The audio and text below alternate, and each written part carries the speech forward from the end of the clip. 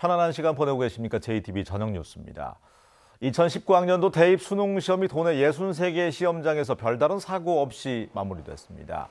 올해 수능에는 도내에서 2만 560명이 응시한 가운데 최종 결시율은 10%를 조금 넘어서 지난해와 비슷한 수준을 보였습니다.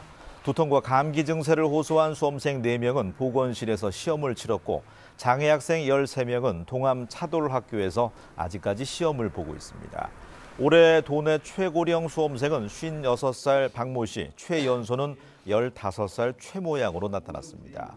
일선 고교 진학 교사들은 올해 수능이 지난해와 비슷한 수준으로 국어와 수학에서 고난이도 문제가 출제돼서 변별력을 확보했다고 평가했습니다.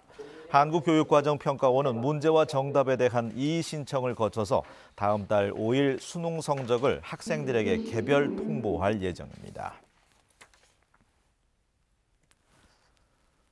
전북 14개 시군에서 가장 많은 대기 오염 물질을 배출하는 곳은 산업단지가 많은 군산인 것으로 나타났습니다. 좋은 정치 시민 내시 국립환경과학원의 2015년 기준 자료를 분석한 결과 군산의 대기 오염 물질 배출량은 6만 톤으로 전북 총 배출량의 25.7%를 차지했습니다. 이어서 전주시가 2만 6,700톤으로 11.3%를 차지했고 익산시가 2만 5,200톤으로 10.6%를 기록했습니다. 전북의 대기오염 물질 배출 원으로는 비산먼지의 비중이 18.8%로 가장 높았고 자동차 배출가스가 14.2%, 농업 잔재물 소각가스가 13.8%로 그 뒤를 이었습니다. 지정 폐기물이 불법으로 매립된 익산 낭산면의 한 폐석산에 대한 복구 작업이 오는 27일부터 시작됩니다.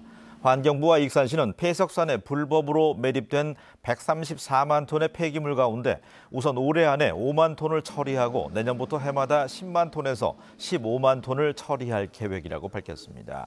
그러나 폐석산 인근 주민들은 환경부와 익산시의 계획대로라면 복구 작업에 10년이 넘게 걸린다며 3년 이내로 줄여줄 것을 요구하고 있습니다. 무엇이 더 중요해요? 사람이 중요해요. 업체가 중요해요. 자광이 복합 개발을 추진하는 대한방직 전주공장 부진의 도유지의 사전 협의를 두고 자광과 전라북도의 입장이 엇갈리고 있습니다. 자광 측은 지구 단위 계획 수립을 전주시에 제안하면서 도유지에 대한 사전 협의를 전라북도와 마쳤다고 밝혔지만 전라북도는 사전 협의 신청에 절차대로 추진하라고 회신했을 뿐 사전 협의가 끝난 게 아니라고 말했습니다. 이에 따라 전주시의 판단이 주목되는 가운데 전주시는 딱히 할 말이 없다고 밝혔습니다. 지난 3분기 전북의 광공업과 서비스업 생산이 다른 지역에 비해서 크게 부진했던 것으로 나타났습니다. 통계청에 따르면 지난 3분기 전북의 광공업 생산은 지난해 같은 분기에 비해서 7%나 감소했습니다. 이는 전국 평균 감소율 1.7%에 비해서 4배가 높은 것입니다. 3분기 서비스업 생산도 전국은 지난해 같은 분기에 비해서 평균 0.8%가 증가했지만 전북은 오히려 0.6% 감소했습니다. 우리나라 최초의 시한폭탄으로 알려진 조선시대 비격진철뇌가 고창군 무장읍성터에서 발굴됐습니다. 호남문화재연구원은 무장읍성 발굴 조사 과정에서 비격진철뇌 11점을 발굴했다고 밝혔습니다. 지금까지 발굴된 비격진철뇌는 모두 6점으로 포탄 11점이 한꺼번에 발굴된 것은 이번이 처음입니다. 조선 선조 때인 16세기 화포장 이장손이 발명한 것으로 알려진 비격진철뇌는 그동안 방 모양으로 내부에 화약과 철조각, 발화장치가 있으며 심짓줄의 길이에 따라서 폭발 시간을 조절할 수가 있어서 우리나라 최초의 시한폭탄으로 알려져 있습니다. 전주를 방문한 김명수 대법원장이 만성동 전주지방법원 신축 공사 현장을 찾아서 공사 진행 상황을 점검하고 판사와 직원들을 만나서 현안에 대한 의견을 들었습니다. 김 대법원장은 현재 법원은 과거를 정리하고 미래를 준비해야 하는 상황에 놓여 있다며 지금의 현실이 어렵더라도 법과 원칙에 맞게 당면한 문제들을 차근차근 해결해 나가겠다고 밝혔습니다. 대법원장이 전주지법을 방문한 것은 지난 2011년 이용훈 대법원장 이후 7년 만입니다. 전주 완산경찰서는 화장실에서 남성 2명을 무차별 폭행하고 달아난 20살 김모 씨를 상해 혐의로 불구속 입건했습니다.